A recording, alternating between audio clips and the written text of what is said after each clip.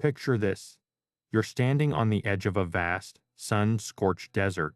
All around you, nothing but sand and heat, an unforgiving landscape that seems barely capable of sustaining life, let alone a civilization.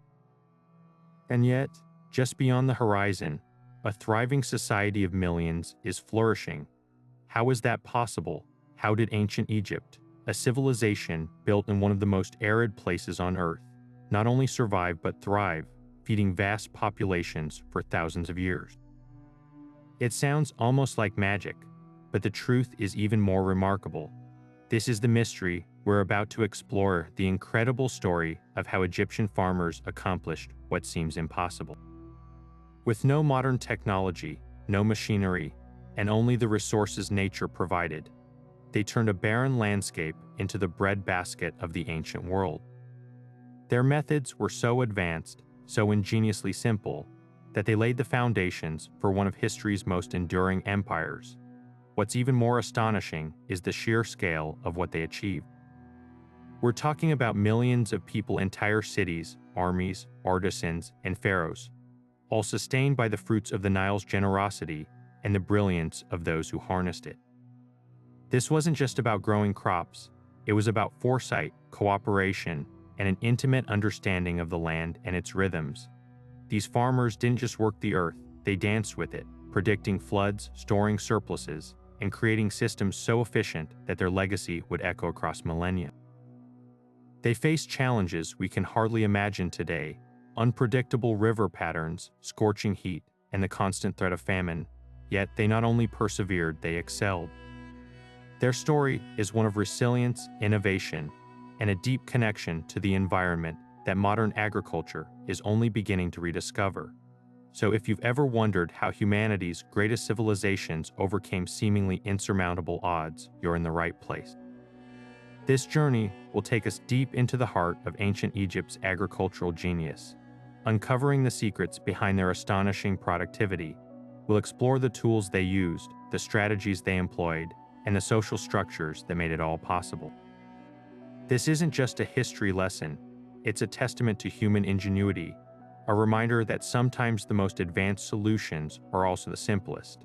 By the end of this video, you'll see the Nile Valley not as a relic of the past, but as a living, breathing example of what's possible when people work in harmony with nature. So settle in, and let's unravel one of history's most fascinating mysteries together. At the heart of this entire incredible system was one single, magnificent force of nature, the Nile River. To call it just a river is a dramatic understatement.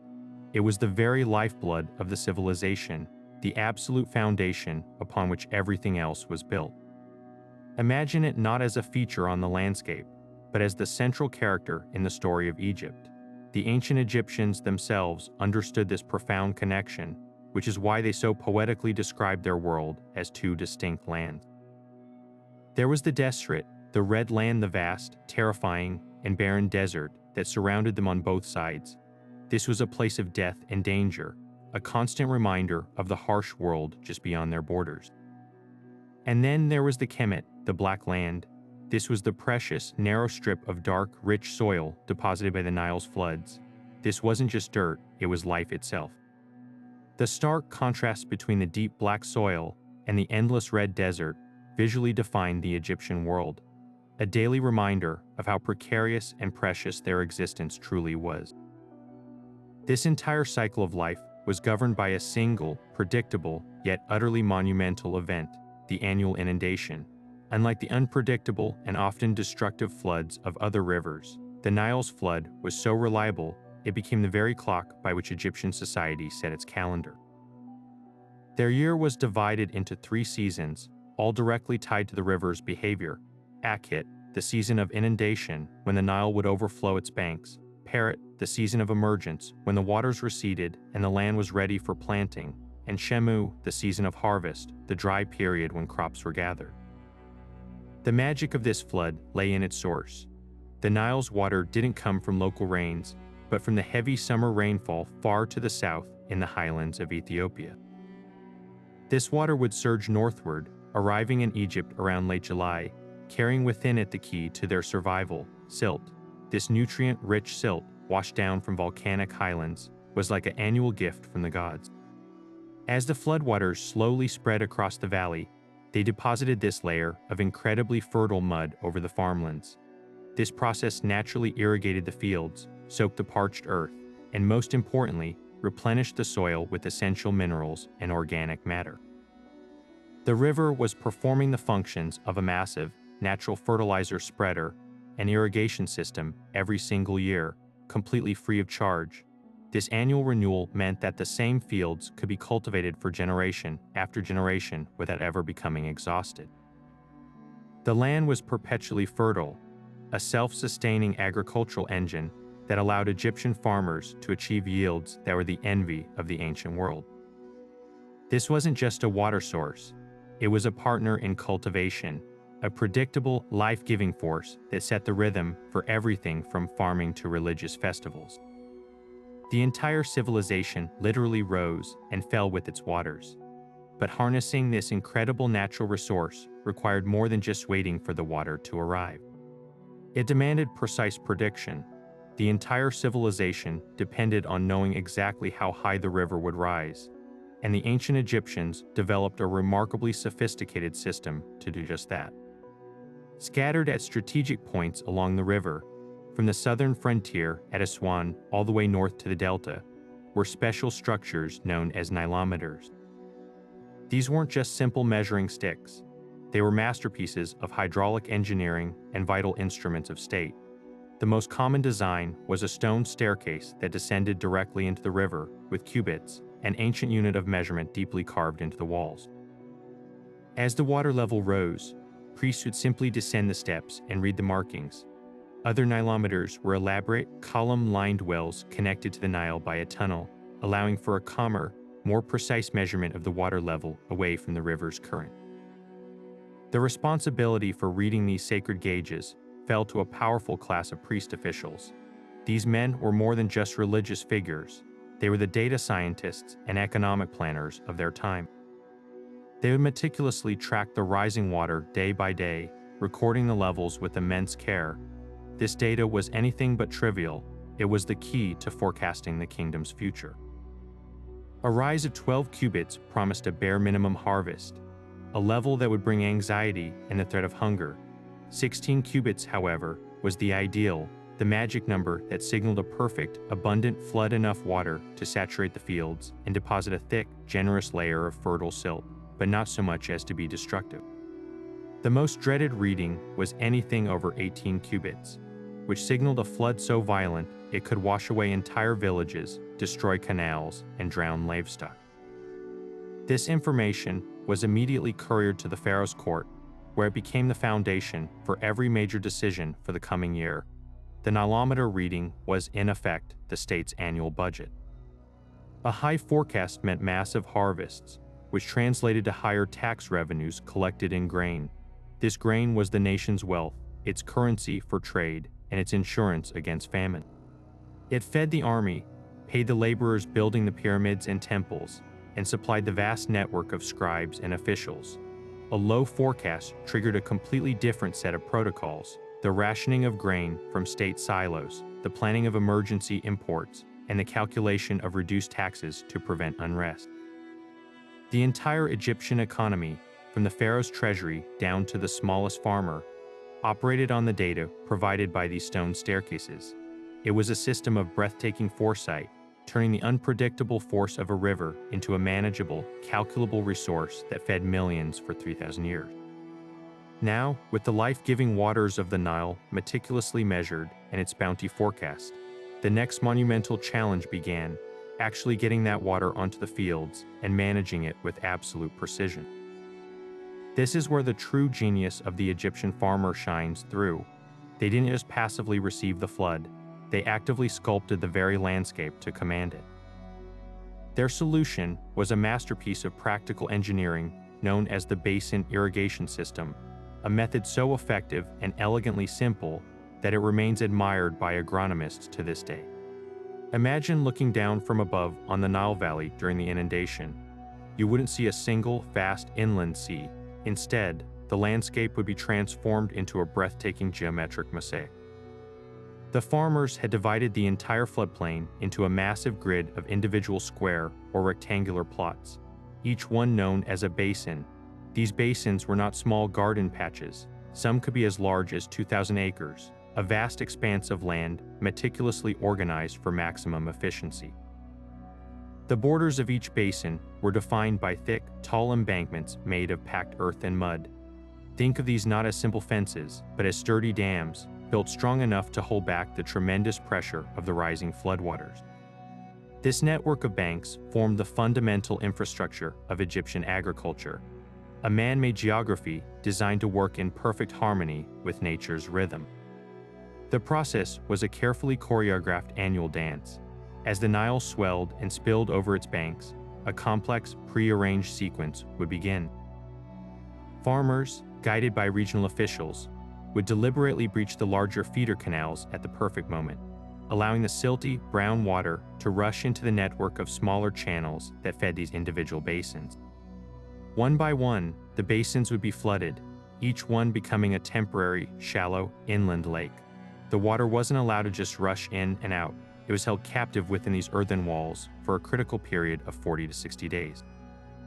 This was the crucial soaking phase. During this time, the thirsty soil would drink its fill, saturating deep down to create a vital reservoir of moisture that would sustain crops through the long, rainless growing season.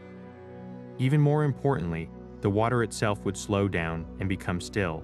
As it settled, the suspended, precious silt, the fertile heart of the entire system, would gently sink to the bottom, painting the basin floor with a fresh, thick, nutrient-dense layer of black gold. Then, at the precisely calculated moment, the second phase of the operation began. Once the soil was fully saturated and the silt had settled, the farmers would make strategic cuts in the embankments on the downstream side of the basins.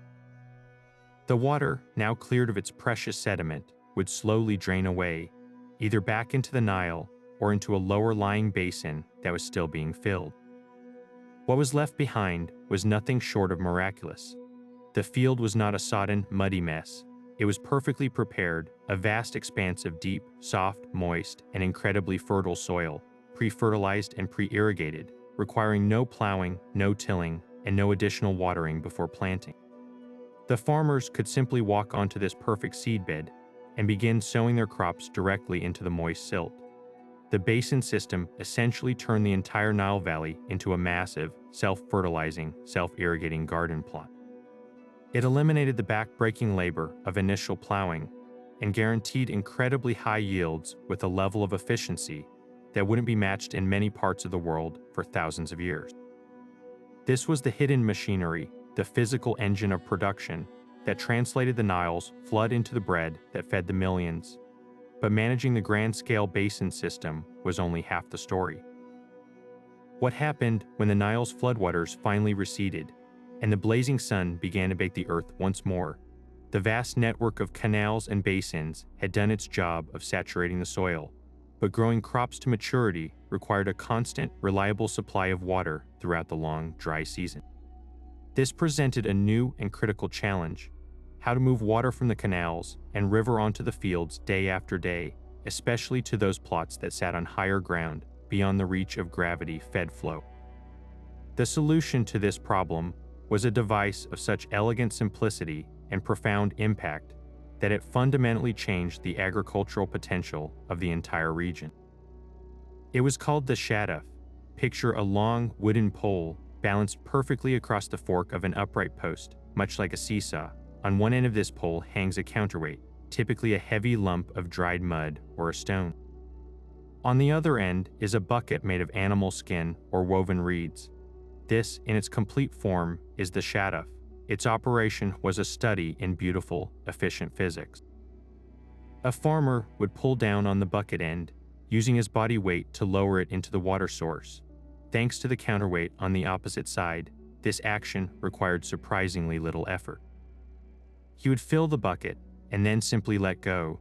The heavy counterweight would now do the work, effortlessly lifting the full bucket of water up to the height of the pole. The farmer would then swing the pole around and empty the bucket into a nearby irrigation ditch, which would carry the life-giving water to the waiting crops. With a smooth, rhythmic motion, This process could be repeated for hours on end. To truly grasp its revolutionary impact, you have to think about the alternative. Without the shaduf, the only way to water these higher fields was through sheer, back-breaking manual labor, hauling heavy water jars up steep, slippery banks, one painful step at a time. It was slow, exhausting work that severely limited how much land could be effectively cultivated after the flood. The shaduf changed everything. It effectively multiplied a farmer's strength, allowing one person to lift large volumes of water to a height of about 3 meters with minimal strain.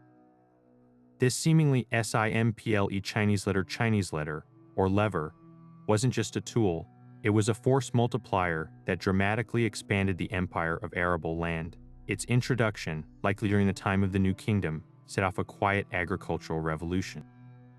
Farmers could now cultivate plots that were previously considered useless because of their elevation. They could ensure their crops received water exactly when they needed it, leading to stronger plants and significantly higher yield. But perhaps its most transformative effect was on the Egyptian calendar itself. Before the shaduf, farmers were largely tied to the single, magnificent growing season provided by the Nile's inundation. With this new technology, they could extend the growing season. By manually irrigating fields, they could now plant and harvest certain crops outside of the traditional cycle.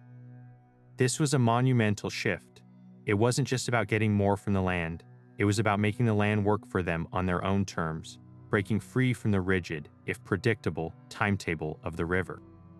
This innovation provided a new layer of food security and agricultural flexibility that helped sustain the dense population of cities and support the grandiose ambitions of the pharaohs. Now, with the life-giving waters of the Nile meticulously channeled and distributed by the ingenious shaduf and basin systems, the stage was perfectly set for the main event, the cultivation of the crops that would become the very currency of life. The success of Egyptian agriculture wasn't measured in abstract wealth, but in the tangible, life-sustaining yield of a few critical plants. The entire social and economic structure of the civilization rested upon the reliable harvest of two powerhouse grains, emmer wheat and barley. These were not merely crops, they were the fundamental pillars of existence, the edible foundation upon which pharaohs and peasants alike built their lives. Think of them as the ancient equivalent of a national power grid and currency system combined, fueling the population and facilitating the entire economy. Emmer wheat, a hardy and ancient ancestor of modern wheat, was the undisputed king of the Egyptian field. This grain was prized for its resilience and its unique nutritional profile. When harvested, emmer doesn't thresh free like modern wheat. Its grains remain tightly enclosed in a tough, protective husk called a gloom. This characteristic, which might seem like a disadvantage, was actually a blessing. That tough husk made emmer exceptionally resistant to pests and ideal for long-term storage in the state's massive granaries. The primary destination for nearly all emmer harvests was the production of bread in a staggering variety of forms. Egyptian bakers were true artisans, producing dozens of different types of loaves from simple, flat discs to leavened, conical shapes, often sweetened with honey or flavored with dates and spices. Bread was so central to the diet that the Egyptian word for it, ta, was also synonymous with food and life itself. It was the absolute staple, consumed at every meal by every class, making a reliable emmer harvest a matter of national security. Running a very close second in importance was barley. This robust grain was the workhorse of the fields, slightly more tolerant of saline soil and drought than emmer, making it a crucial insurance crop. Its primary and most fascinating use, however, was in the production of beer. Egyptian beer, known as heket, was not the hopped, alcoholic beverage we know today. It was a thick, nutritious, porridge-like concoction, low in alcohol, but packed with calories, vitamins, and probiotics. It was a safe, stable source of hydration in a world where the Nile's water could often be unsafe to drink directly. Workers on monumental projects like the pyramids received a daily beer ration as part of their wages. It was literally liquid bread, an essential fuel for labor. But the relationship between bread and beer was even more intimate. They were often produced side by side in a linked process. Bakers would lightly bake a particularly yeasty barley bread, crumble it into water, and allow it to ferment, creating the beer. This intertwined production of bread and beer was so fundamental that they were represented by a single hieroglyph in the offering formula, meant to sustain the dead in the afterlife. Beyond these two dietary titans, another crop held immense, though less edible, value: flax. The cultivation of flax was dedicated almost entirely to the production of linen, the fabric that clothed the nation. From the humblest farmer to the god King Pharaoh, everyone wore linen. Its value lay in its perfect suitability to the climate, light, breathable, and absorbent in the relentless heat. The process began with the sowing of flax seeds. Once the plants grew tall and their seed pods turned brown, they were not cut down but painstakingly pulled up by the roots to preserve the full length of the fibers. These bundles were then redded soaked in water for days to rot away the woody stems, then beaten, combed, and finally spun into a fine, strong thread by teams of women using handheld spindles. This thread was then woven into linen on horizontal looms. The quantity and quality of the linen one wore immediately signaled their social status, from the coarse cloth of a laborer to the nearly transparent, pleated finery of the elite. Linen was also the fabric of mummification, believed to be ritually pure, making the flax field an essential link between the world of the living and the divine. This deep, intrinsic connection to the Nile's rhythm was so absolute that it didn't just dictate farming, it fundamentally structured all of Egyptian society, from the grand estate project to the most humble daily routine. The entire civilization operated on a calendar divided into 3 distinct seasons, each one named not for the weather, but for the specific phase of agricultural work it represented. This wasn't a vague suggestion of the time of year. It was a rigid, inescapable framework that organized labor, religion, and the very passage of time itself. The year began not with a planting or a harvest, but with the flood. The first season was Akhet, the inundation, lasting from roughly mid-July to mid-November. This was a period of profound transformation, both for the land and for the people. From the air, the Nile Valley would have looked like a chain of vast, shallow lakes, with only the towns and cities rising above the water like islands. For the farmers, this was a time of forced inactivity in the fields, but it was far from a vacation. This was the season of massive, state-organized corvée labor. With the fields underwater and farming impossible, the Pharaoh's government had a vast, idle workforce at its disposal. This was the window for monumental construction. It was during Akhet that the stones for the pyramids were quarried and transported on the high water, and when the armies of laborers would converge on the building sites. But it was also a time for essential maintenance and repair work on a civic scale. Farmers were conscripted to reinforce the very dikes and canals that sustained their livelihoods, dredging out silt from the previous year and strengthening the basin walls in preparation for the next flood. Religious life during Akhet was equally intense, centered on prayers and offerings to Hapi, the god of the inundation, and other deities to ensure the flood was bountiful but not destructive. Daily life was defined by water, travel was done by boat, even across what were normally fields, and communities were temporarily isolated by the great inland sea that sustained them. As the floodwaters began their slow, steady retreat around mid-November, a new season emerged, Parrot, the going forth, emergence. This was the growing season, a frantic, hopeful race against time that stretched until mid-March. The land that reappeared was not the same as before. It was covered in that deep, black, fertile silt, perfectly moist and requiring no plow to break the soil. The moment the earth was firm enough to walk on, the entire population swung into action. Sowing began immediately. Farmers walked the fields with baskets of seeds strapped to their hips, broadcasting emmer wheat and barley by hand across the rich mud.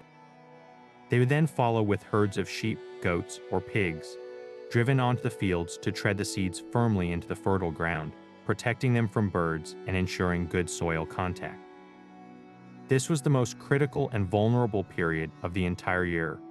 The success of the next 7 months hinged on the success of these few weeks. The entire community held its breath, watching the sky for any sign of unseasonable heat or a sudden desert wind that could wither the young shoot. Irrigation work was constant, using shadufs to keep the young plants watered as the soil's reservoir of moisture from the flood gradually depleted. Festivals during Parit were often tied to the growth of the crops, with rituals imploring the gods for protection and a bountiful yield. The culmination of this year-long effort arrived with Shemu, the harvest season, from mid-March to mid-July. This was the driest and hottest part of the year, a time of intense, sweltering, communal labor where every able hand was needed. The entire economic output of the kingdom was realized in a matter of weeks. Men, women, and children would work together in the fields, cutting the ripe grain with sickles made of sharpened flint set into wooden handles. They worked in rows, often to the rhythm of a song, to maintain efficiency. Behind the cutters came the gatherers, tying the stalks into sheaves. The sheaves were then loaded onto donkeys or carried by hand to the threshing floor, a hard-packed area of ground where the next crucial step began. Here, oxen or donkeys were driven in circles over the piles of grain to separate the valuable heads from the inedible straw. Then, using broad wooden forks called winnowing fans, workers would toss the crushed mixture into the air. The heavy grain would fall straight back down to the floor, while the evening breeze would carry the lighter chaff away. What remained was the prize, piles of golden grain, the ultimate measure of a year's success. This grain was meticulously counted and recorded by scribes, with a portion paid as tax directly into the state's granaries. Shemu was a season of joyous festivals celebrating the bounty, like the Feast of Men, god of fertility, but it was also a time of extreme anxiety. The Nile was at its lowest point, and the next flood was still weeks away. A poor harvest meant hunger. A good harvest meant survival and prosperity for all. The rhythm of the seasons was a cycle of tension and release, of coordinated effort and shared reward, binding every individual's fate to the land and the river in an unbreakable covenant. Yet for all the sophisticated management of land and water, the true work of cultivation fell to the hands of the farmers themselves, armed with a toolkit that was the very definition of innovation in simplicity. These were not complex machines, but brilliantly effective extensions of the human body, each one perfectly adapted to the unique conditions of the Nile Valley and the materials readily available. The design philosophy wasn't about invention for its own sake, but about optimizing every action for maximum efficiency and minimal waste. Each tool served a specific, vital purpose in the long chain of events that turned fertile silt into life-sustaining grain. One of the most iconic of these tools was the ard, a simple wooden plow that was the primary instrument for preparing the seedbed. Now, it's crucial to understand that in the basins freshly emerged from the inundation, the soil was often so soft and moist that deep tilling was completely unnecessary. The ard was not the heavy, deep-cutting moldboard plow we might imagine from later periods. It was essentially a large, sturdy pointed stick, sometimes tipped with bronze for durability, attached to a pair of handles and pulled by a team of oxen. Its job wasn't to turn the earth over, but to scratch a shallow furrow into the perfect, silty soil. A farmer would guide it along, opening up a narrow trench, while a second person, often a child, would follow behind, dropping seeds into the freshly opened line. This method of furrow sowing was incredibly efficient, conserving precious seed by placing it exactly where it needed to be, protected in a moist groove of earth, rather than just scattering it broadly across the surface. The rhythmic, swaying motion of the oxen and the gentle scoring of the earth was one of the most familiar sights in the Egyptian countryside, a timeless symbol of the beginning of the growing cycle. Then, months later, when the golden waves of grain stood ripe and ready, a different tool came to the fore, the sickle. This was the instrument of harvest, and its design is a fascinating example of using the best material for the job. The handle was typically a carved piece of wood, shaped to fit comfortably in the hand, but the cutting edge was a masterclass in ancient technology. Instead of a metal blade, Egyptian sickles were most often inlaid with a series of razor-sharp, meticulously shaped flakes of chert or flint. This wasn't a compromise. For this specific task, flint was arguably superior to early copper or bronze. It could be knapped to an edge far sharper and more easily maintained than any metal available at the time. When that fine edge eventually dulled, a farmer could simply pressure flake a new edge or replace the individual stone blades, a quick and resource-efficient process. Teams of harvesters would move through the fields in lines, grasping a handful of stalks with one hand and sweeping the sickle through with the other in a smooth, practiced motion. The sound wasn't a metallic swish, but more of a gritty swoosh as the myriad of microscopic sharp points on the flint blades sliced through the tough plant fibers. This simple, composite tool allowed for a rapid harvest, gathering the entire year's effort before the precious grain could be lost to birds, winds, or rot. Once the grain was cut and gathered into sheaves, the final essential tool entered the scene, the humble basket. Woven from the reeds and rushes that grew in abundance along the Nile's banks, these baskets were the unsung heroes of the agricultural workflow, the fundamental unit of transport and measurement. They came in every conceivable size and shape, each designed for a specific task. Large, sturdy baskets with coiled coils were used for carrying the heavy sheaves from the field to the threshing floor. Wider, shallower winnowing baskets were expertly tossed to let the wind separate the grain from the lighter chaff. And perhaps most importantly, standardized baskets became the official measuring vessel for the scribes who calculated the tax owed to the state granaries. The volume of a specific basket, known as a hecate, was a formal unit of measure. A scribe would meticulously record how many hecates of grain came from a farmer's plot, a calculation that determined his tax liability and his family's surplus for the year. These woven containers were lightweight, strong, repairable, and made from a completely free and renewable resource. They represent the elegant circular economy of Egyptian life, using the gifts of the river to harvest, measure, and store the river's other great gift, the grain itself. Together, this toolkit of ard, sickle, and basket formed a perfect interdependent system, enabling a few million farmers to feed a nation of millions, not through complex machinery, but through intelligent, timeless design. Yet the story of Egyptian food is far richer than just bread and beer. While the vast basin fields produced the caloric staples that powered the civilization, a more intimate and equally vital form of agriculture was flourishing right outside the front door. Tucked beside mud brick homes in the shade of date palms, and along the edges of irrigation canals were countless small, intensely cultivated garden plots. These were the family kitchens of ancient Egypt, the source of flavor, nutrition, and variety that transformed a basic diet of grain into a truly complete and sustainable cuisine. This was where farmers exercised their skill for a more personal harvest, growing everything from pungent onions and garlic to refreshing cucumbers and watermelons. The contrast between the grand-scale grain production and this small plot gardening was stark. The basin system was a state-managed, monolithic operation tied to the rigid, overwhelming timetable of the Nile's flood. The gardens, however, operated on a completely different rhythm, a human scale, year-round endeavor managed by individual families. Their success didn't depend on the inundation, but on daily, careful attention and manual labor. These plots were typically irrigated by hand, using simple pots to draw water from household wells or nearby canals. This constant, careful watering allowed for a permanence that the single annual grain crop could never achieve. Vines could be trained to climb trellises, trees could be nurtured to maturity, and vegetables could be planted and harvested in successive waves throughout the year. This was agriculture as a craft, a testament to the Egyptian farmers' deep understanding of horticulture and microclimates. What grew in these cherished spaces was a veritable checklist of the flavors we still associate with the region today. The most essential ingredients were the alliums, onions, garlic, and leeks. These were not mere flavorings, they were fundamental pillars of the diet, prized for their taste, their nutritional value, and even their believed medicinal and purifying properties.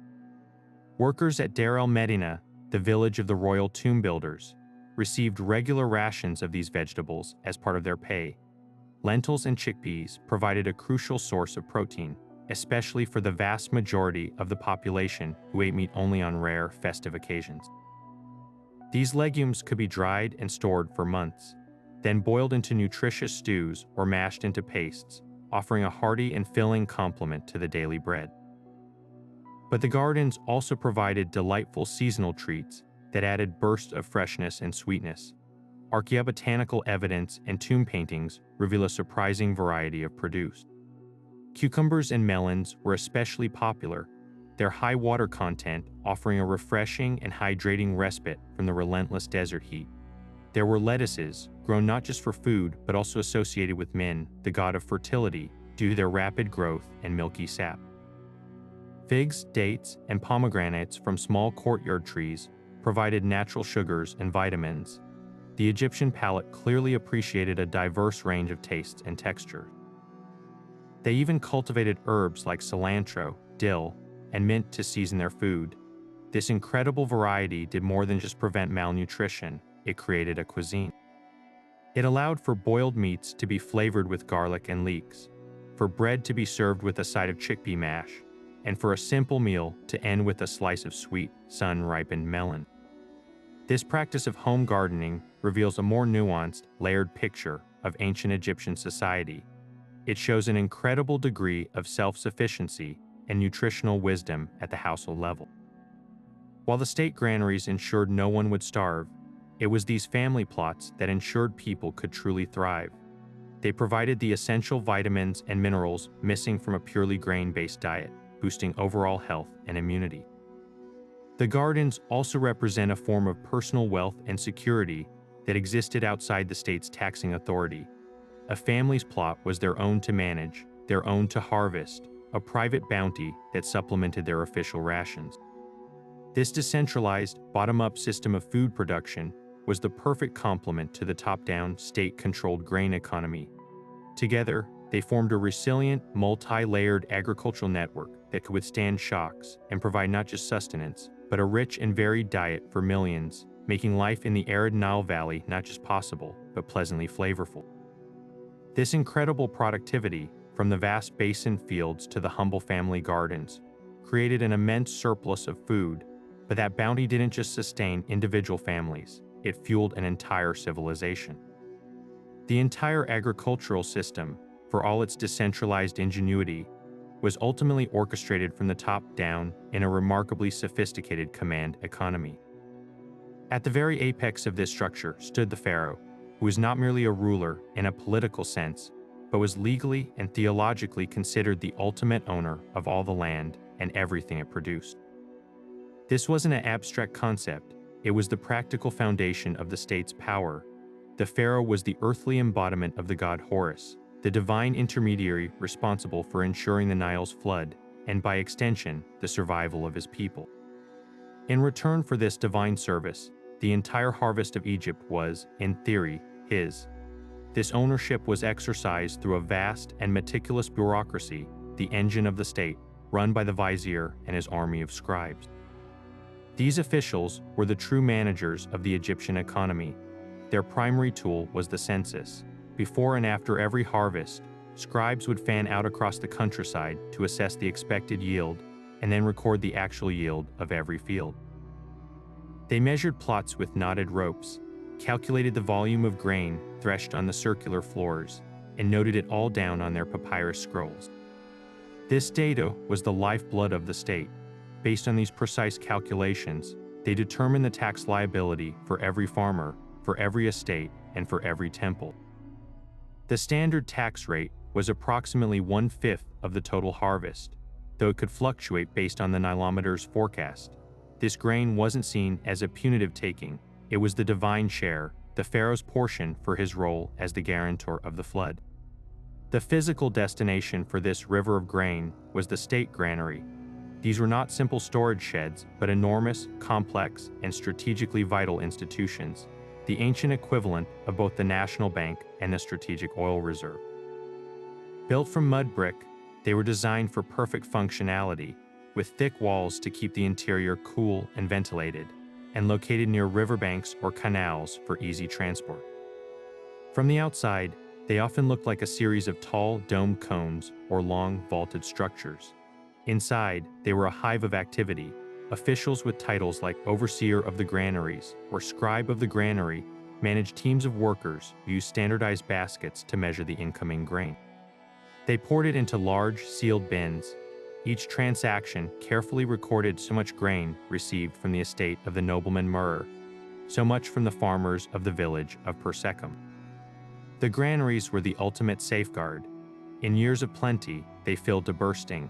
In a year of a low Nile and a poor harvest, these reserves were open to prevent widespread famine, sold or distributed to the people to maintain social order. This system transformed the unpredictable nature of agriculture into a predictable, manageable resource for the state. This centrally collected wealth did more than just avert disaster. It paid for everything that made ancient Egypt legendary. The grain collected as tax was the currency that built the pyramids, carved the temples, and funded the military.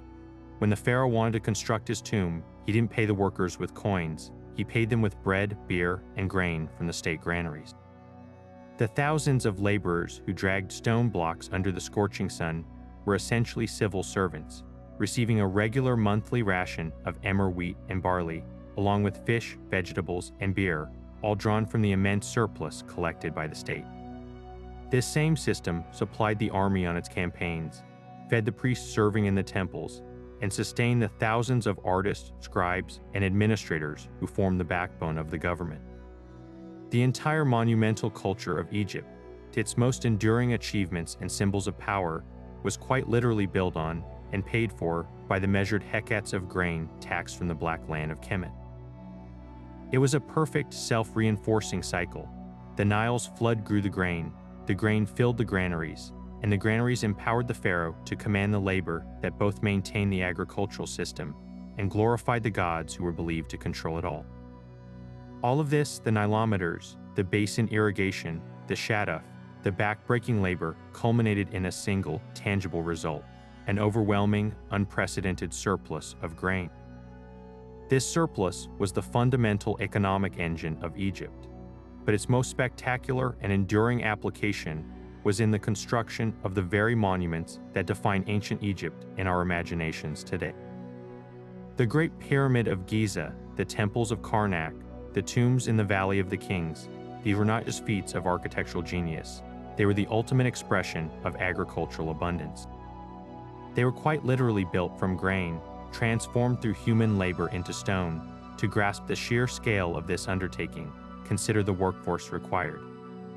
The Greek historian Herodotus famously described 100,000 men laboring for 20 years to build the Great Pyramid, while modern Egyptologists suggest a smaller, more rotating crew of 20 to 30,000 skilled laborers working year-round, supplemented by a larger temporary workforce during the inundation.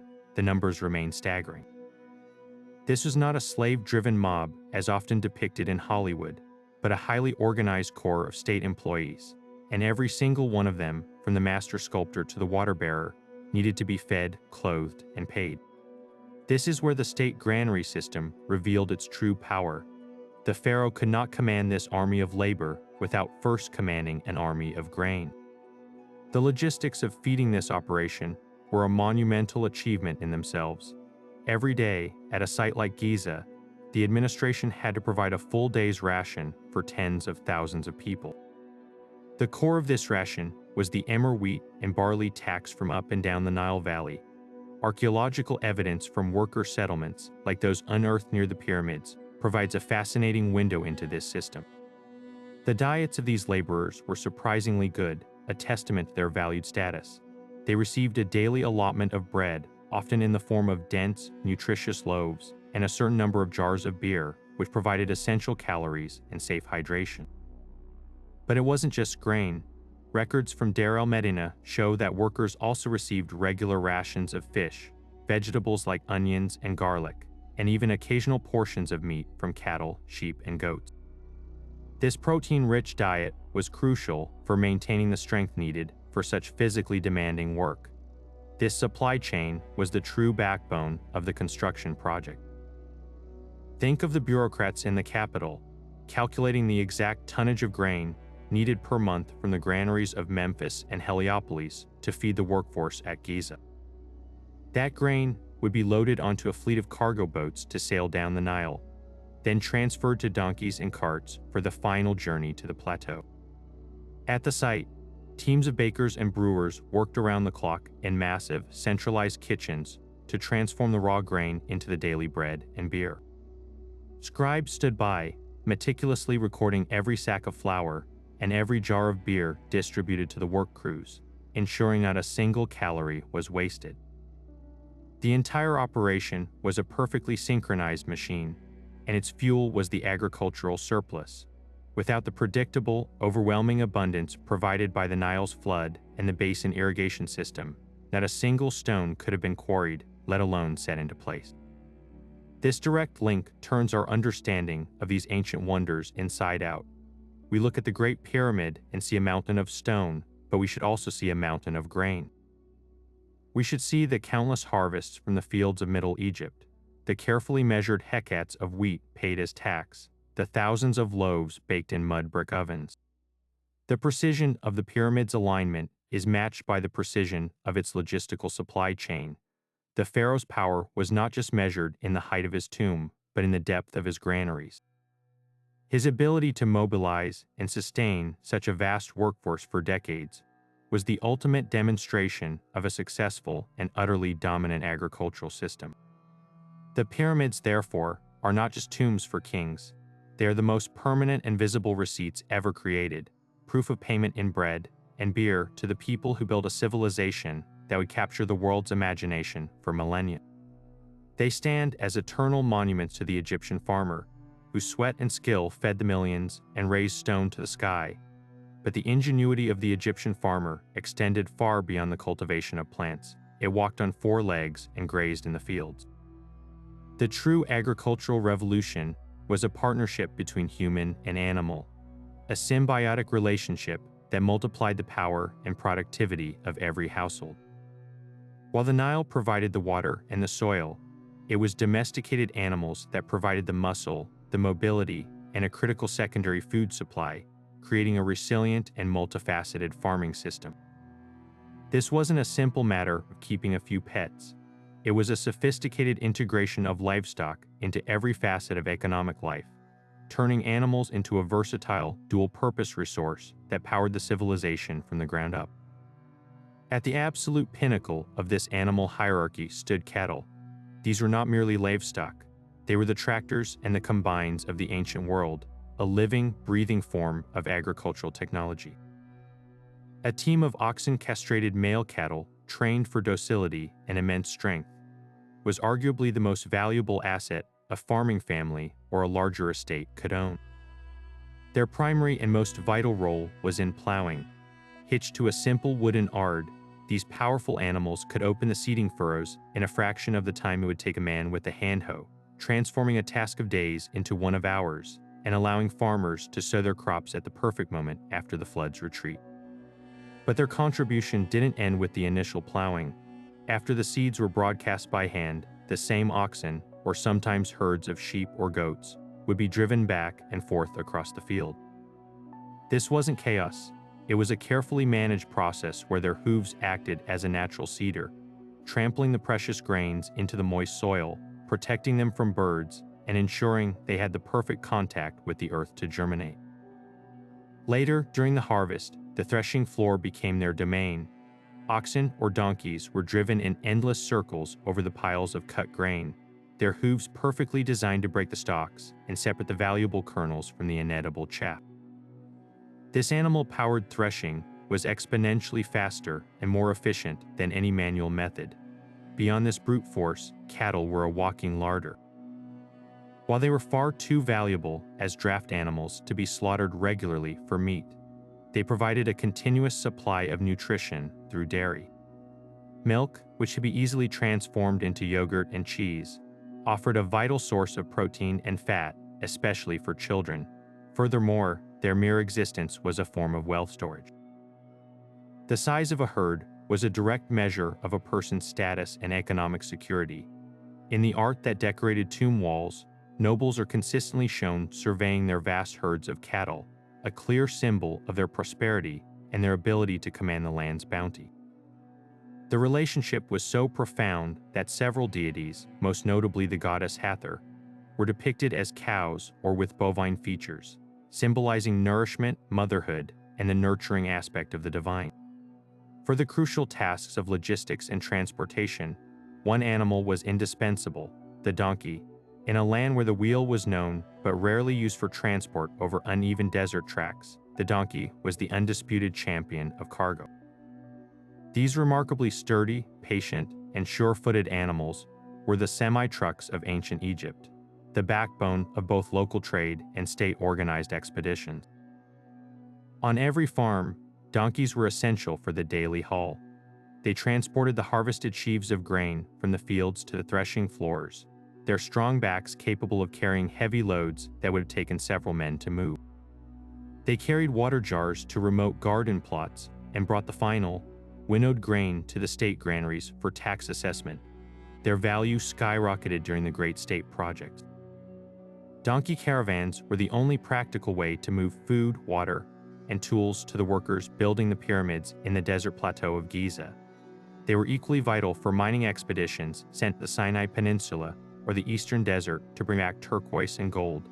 These journeys would have been impossible without trains of donkeys carrying supplies for the weeks-long trek. Their ability to thrive on minimal water and forage on sparse desert vegetation made them the perfect engine for Egypt's ambitious expansion and trade networks. Completing this integrated system were the smaller, more prolific animals, goats, sheep, and poultry. These creatures were the everyday sustainers of the common family, providing a more accessible and regular source of food and materials. Goats and sheep were the ultimate versatile livestock. They could graze on the stubble left in the fields after the harvest or on marginal lands unsuitable for crops, effectively converting otherwise wasted vegetation into valuable resources. They provided a steady supply of milk, meat, and crucially, wool and hair that could be spun into yarn for clothing and blankets. Their skin could be tanned into leather for sandals, bags, and the covers for shield. Poultry, including ducks, geese, and later domestic chickens, added another layer of sustenance. Kept in courtyard pens, they required little space and could be fed on household scraps, yet they provided a reliable source of eggs, a compact and highly nutritious food, as well as occasional meat. Their feathers also had value, used for stuffing pillows and bedding or fletching arrows. Together, these smaller animals created a buffer against hunger. While the annual grain harvest was a single, massive, but vulnerable event, a family's goats and poultry provided a continuous, small-scale source of nutrition throughout the year, making the difference between mere survival and genuine resilience. This holistic approach combining giant state, managed grain production with the intimate, animal-supported economy of the household is what allowed ancient Egypt to build a food system so robust it could withstand droughts, feed cities, and erect monuments that would defy time itself. Yet for all the physical toil of the farmers and the brute strength of the animals, the entire system would have collapsed into chaos without its most crucial non-physical component, information. The river of grain that flowed from the fields to the state granaries was matched by a parallel river of data, meticulously recorded and managed. At the heart of this informational web was a single, elite figure whose tool was not a plow or a sickle, but a reed brush, the scribe. These literate officials were the accountants, the logisticians, and the data managers of the ancient world, and their work transformed agriculture from a seasonal activity into a predictable, governable engine of state power. The scribe's year began even before the first seed was sown. As the floodwaters receded and the black land re-emerged, teams of scribes, working under the authority of the vizier, would travel the countryside alongside surveyors. Their first task was the census of the land itself. Using knotted ropes to measure out standard units of area, they would calculate the exact size of every field, from the vast plots of a noble's estate to the smaller holdings of local farmers.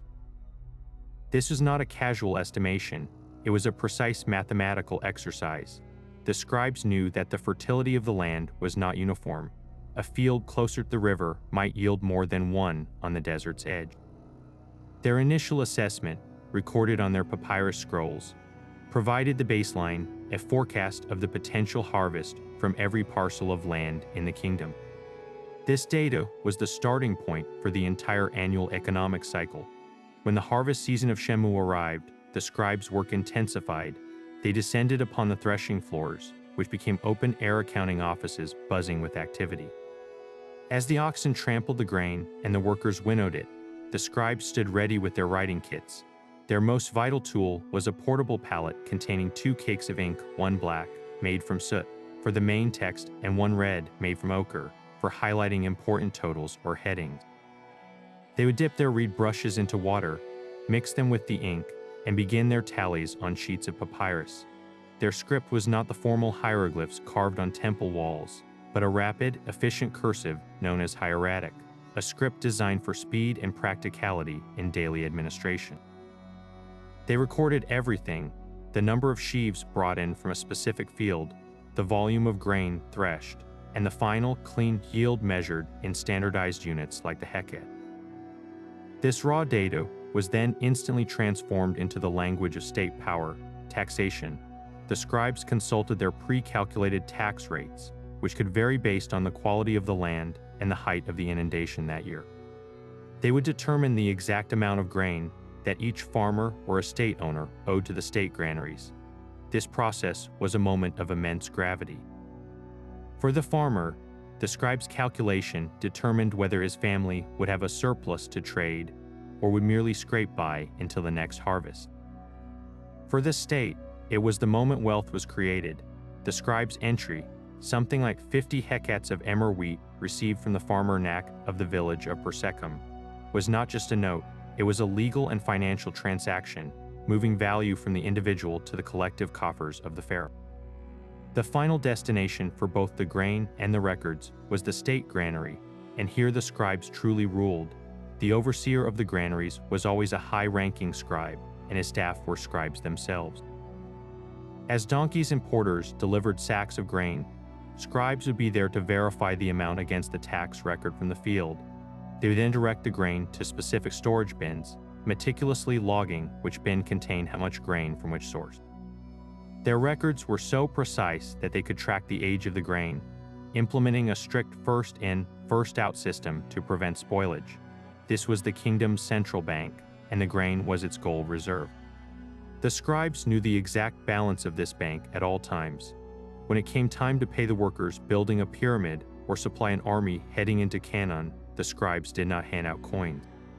They issued ration tickets, written authorizations, that could be exchanged for set amount of bread, beer, fish, and vegetables from the granaries and its associated kitchen. The entire wage economy of the state ran on these scribble promises, all backed by the physical reality of the grain they had counted and stored. Their fragile papyrus scrolls were the invisible framework that held the entire civilization together, turning the bounty of the earth into the power to build eternity.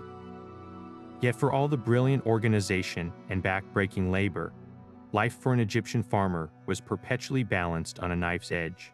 The same river that gave life also harbored danger, and the fertile fields that promised abundance were constantly under threat from a host of invaders, both large and small. A single season of misfortune could wipe out a year's work, and the struggle to protect the harvest was a relentless battle fought with both practical ingenuity and spiritual faith. The greatest of these natural threats lurked within the Nile's murky waters itself. While the river was the source of all life, it was also home to the Nile crocodile, a prehistoric predator that could grow over 5 meters long. For farmers working in the canals or along the riverbanks, especially during the critical periods of flooding and irrigation, the crocodile was an ever-present and terrifying danger. A sudden lunge from the water could drag away a child, a valuable ox, or even a full-grown man in an instant. There was no effective defense against such an ambush predator. The only strategies were extreme vigilance, working in groups, and perhaps the hope that the god Sobek, with the form of a crocodile, might be appeased and keep his earthly representatives at bay. The threats from the sky were often even more devastating because of their sheer scale. Locust swarms were a biblical level plague that could descend without warning, darkening the sun with their immense numbers. When they landed in a field of ripe grain, the result was absolute devastation. The sound was not of eating, but of a rustling, clicking annihilation as millions of mandibles stripped every green leaf and stalk bare in a matter of hours, leaving behind a barren landscape. There was no stopping such an onslaught once it began. Farmers could only try to scare them away with noise and smoke, a pitiful defense against a force of nature that could consume the food meant for an entire village in a single afternoon. Similarly, Enormous flocks of quail migrating along the Nile Valley would sometimes drop into the fields, pecking relentlessly at the newly sown seeds or the nearly ripe grain. While an individual bird was small, their collective appetite could be just as destructive as a swarm of locusts. On a smaller, more persistent scale, the granaries and seed stores were under constant siege. Mice and rats found the state silos to be an all-you-can-eat buffet, and their relentless gnawing could destroy vast quantities of stored grain, not just by eating it, but by contaminating it with droppings and rendering it inedible. Birds were another perpetual nuisance, following the plow to snatch up exposed seeds or gathering in trees near the threshing floors, waiting to swoop down and steal the hard-won kernels. Even the abundant harvest of fish from the Nile could become a problem. While a welcome source of protein, larger fish like catfish could sometimes find their way into the irrigation canals, where they might disrupt the carefully maintained banks or prey on young ducklings kept by farmers. Faced with this multi-front war against pests, the Egyptian farmer employed a dual strategy of defense, blending intensely practical solutions with powerful spiritual appeals.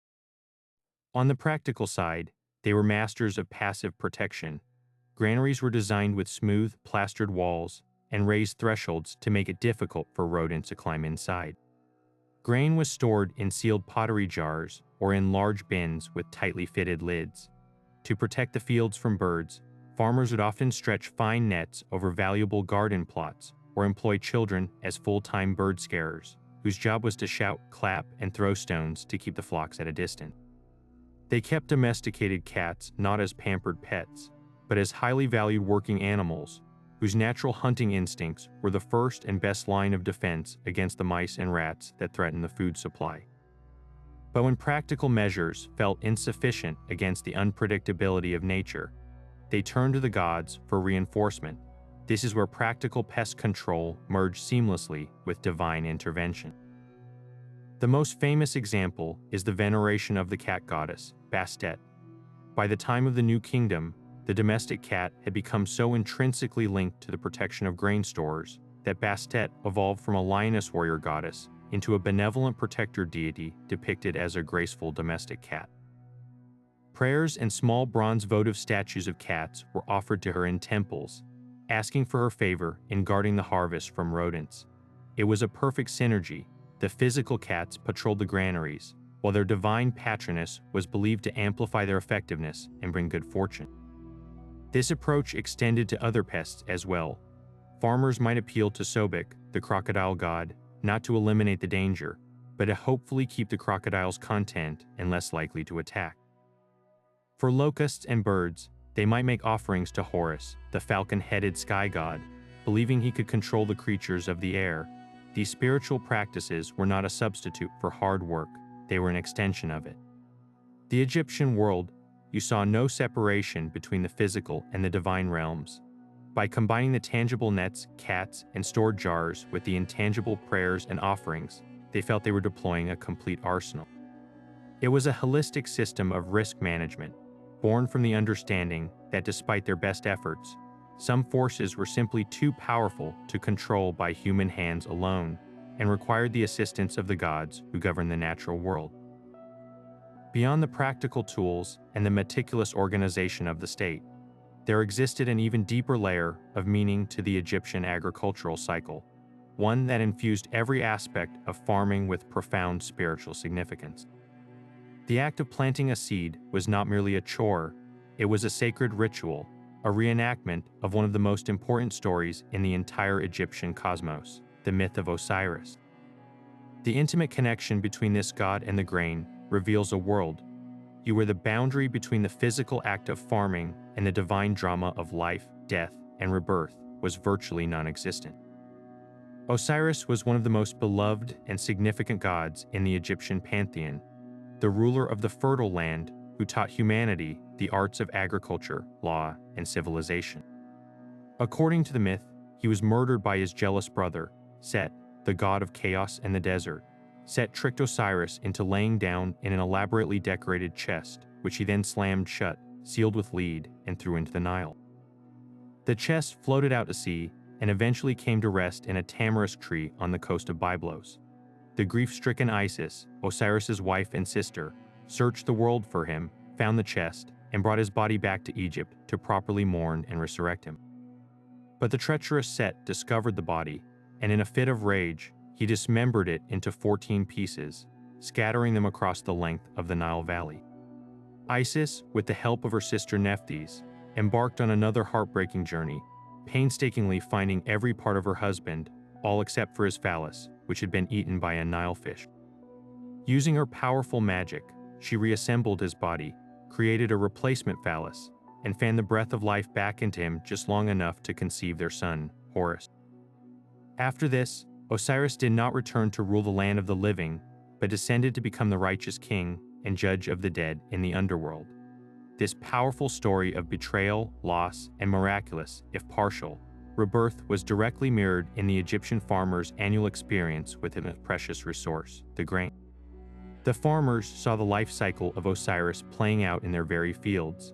The process began with the threshing.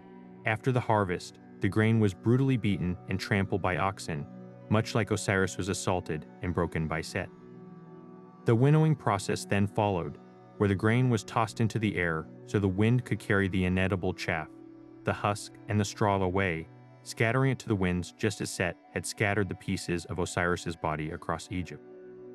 What remained was the valuable seed, the essential core of life, which was then gathered and, crucially, buried. This was the most sacred parallel. The farmers took this seed, this dismembered god, and placed it into the dark, cool earth, entombing it just as Osiris was entombed first in the chest and then in the ground. For a period, it lay dormant, seemingly dead and lost. Then, with the return of the nourishing waters and the warmth of the sun, a miracle occurred. The buried seed, this fragmented piece of the god, would sprout. A green shoot would push its way up through the black soil, emerging into the light, vibrant, and full of new life. This was the resurrection. This was Osiris returning to life, not as he was before, but transformed, giving of himself to create new sustenance for the world. The sprouting grain was Osiris rising from the underworld, proof that death was not an end, but a necessary phase in an eternal cycle of regeneration. This made every farmer a priest in this most vital ritual. By sowing the seed, they were not just planting a crop, they were performing the rites that ensured the gods, and by extension, all of Egypt's rebirth. The entire agricultural year became a grand, nationwide mystery play, with the landscape itself as the stage and every citizen a participant in ensuring the continuity of creation. This profound symbolism was made stunningly tangible in a unique religious practice. During the important festivals dedicated to Osiris, particularly the Koyuk festival held in the month of the same name, priests would conduct a special ritual. They would create what are known as Osiris beds. These were small, anthropoid, human-shaped molds made of wood, often lined with linen cloth and filled with a mixture of rich Nile silt and barley seeds. This effigy of the god, made of earth and seed, was then lovingly watered and cared for in the temple precincts. Within days, the magic would happen. The barley seeds would germinate, and a lush blanket of green shoots would sprout from the form, completely covering the body of Osiris in a vibrant coat of living vegetation. This sprouting Osiris was a powerful icon of resurrection, a guaranteed divine miracle performed annually to assure the people that the god was alive. The Nile would flood again, and the fields would once more turn green with life. It was a physical, undeniable promise of renewal that directly linked the fate of the god to the success of the harvest.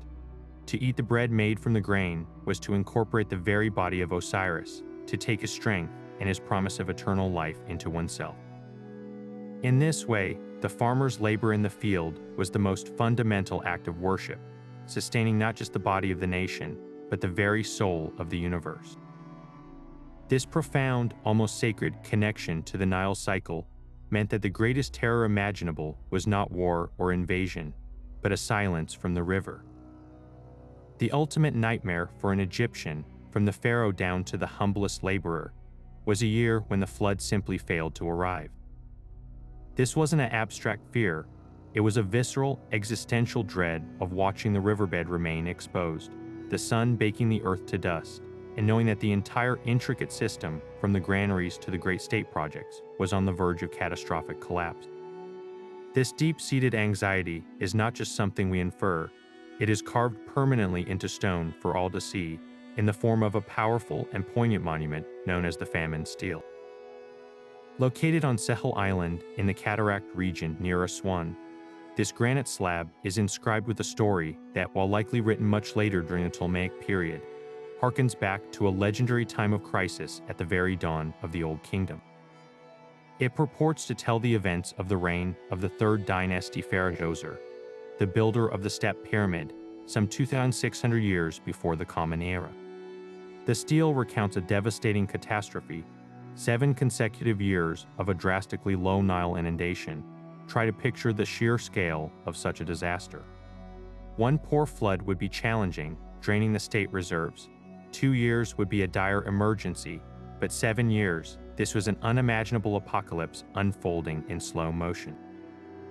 The inscription describes the misery in heartbreaking detail. The land was in anguish, gardens withered, grain was scant, and every man robbed his neighbor. People became desperate, children wept, and the hearts of the old were in despair. The temples were shut, and the sanctuaries were filled with dust, as even the gods seemed to have turned their backs on Egypt. In this story, the Pharaoh Djoser is portrayed not as a passive victim, but as a deeply concerned ruler seeking answers. Distraught by the suffering of his people, he orders a search of the sacred archives, the repositories of all wisdom. There, his priests discover that the flooding of the Nile is under the command of Khnum, the powerful ram-headed god of the Cataract region, who is believed to control the flow of the river from his caverns beneath the island of Elephantine. The inscription reveals that Khnum's goodwill had been neglected. His temples had fallen into disrepair, and his offerings had become meager. The god, in his displeasure, had simply held back the waters. Upon learning this, Djoser immediately takes action. He issues a decree granting vast tracts of land and a permanent share of all future revenues to the temple of Khnum, formally restoring the god's honor and wealth. The inscription concludes with a happy ending. Appeased by this grand gesture and the pharaoh's piety, Khnum appears to Djoser in a dream, promises the river will flow once more, and the 7-year famine is broken by the return of the life-giving flood.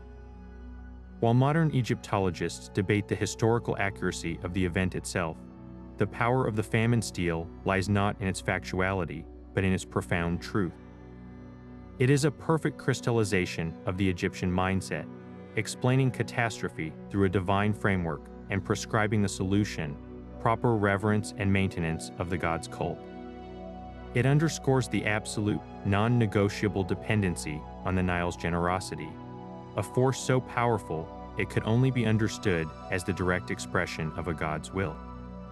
This constant, low-level hum of existential fear was the hidden engine behind so much of Egyptian civilization. It was this fear that drove the innovation of basin irrigation, not just to use the flood, but to control and conserve every last drop of it.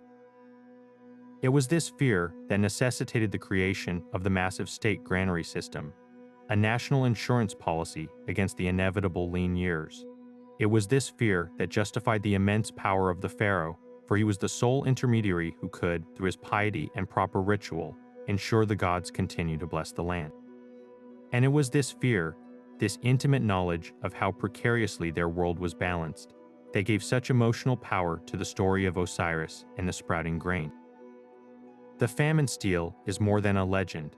It is the dark counterpoint to all of Egypt's brilliance, a permanent monument to the anxiety that haunted their golden age, reminding them that even the greatest civilization was always just one drought away from ruin.